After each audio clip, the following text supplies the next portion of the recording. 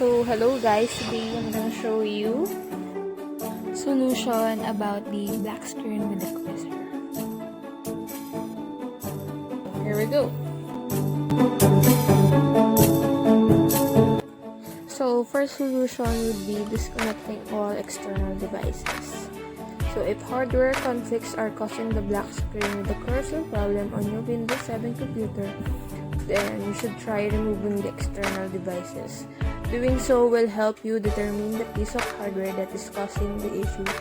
Simply follow the steps.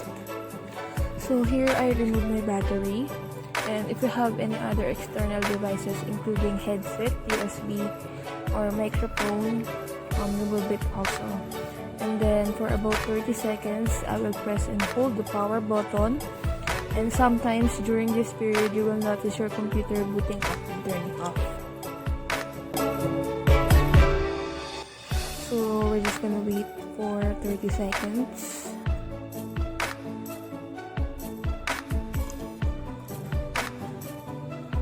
And then after doing so, let's just put back the battery.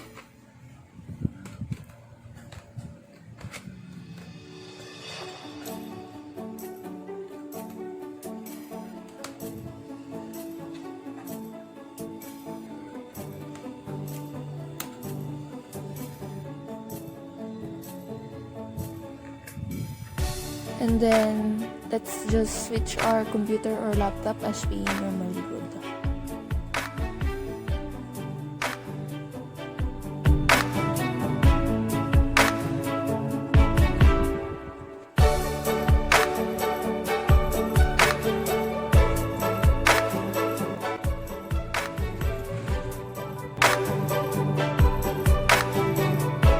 So next solution would be running Windows Memory Diagnostics.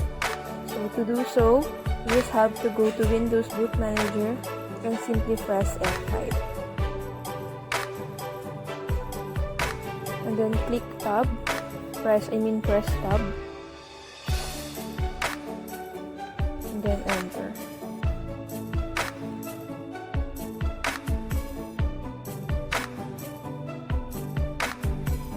So this usually take for about 8 to 10 minutes, and we just have to wait and let the system reboot itself.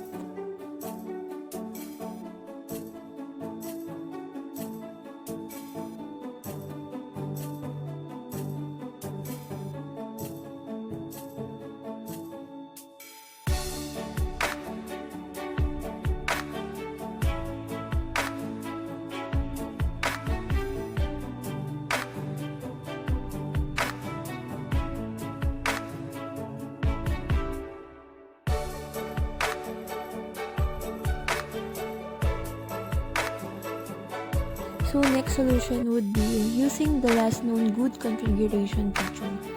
So when you start to experience serious problems on your computer or laptop, you will be able to boot into Windows 7 by using the last known good configuration. Doing so will let you load a properly functioning version of your operating system. So here we just have to press F8 key on our keyboard, and doing so will bring us up to the Advanced Boot Options menu. So once we are inside the Advanced Boot menu, use the arrow keys to navigate and choose the last known boot configuration. Then press Enter.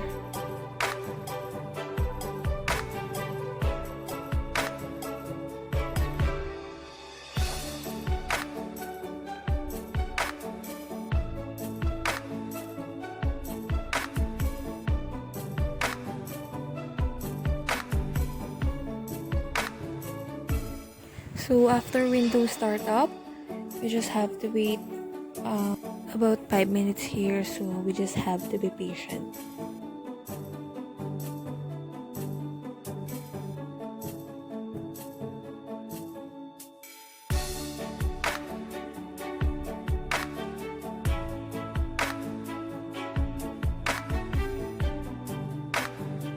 So next solution would be running startup repair. So just like solution number 3, we just have to go to Advanced Boot menu and press F8, and once inside, choose Repair Your Computer.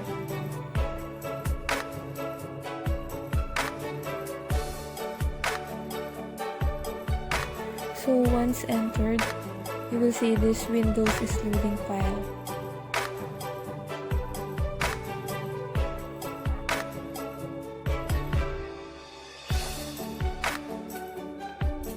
And then after this, Windows will bring you to system recovery option.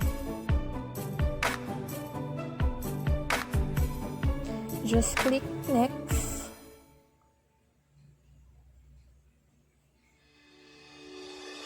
And then enter your account. If you have a password, enter it also. Then click OK.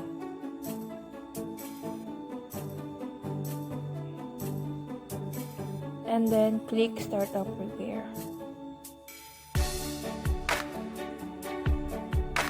So wait again until it's finished. This will only take 10 to 20 seconds. And then after that, Windows will tell you what could be the problem is. And if the system detects it, it will help you come up with a solution. So after that, you just have to click finish and then restart your computer.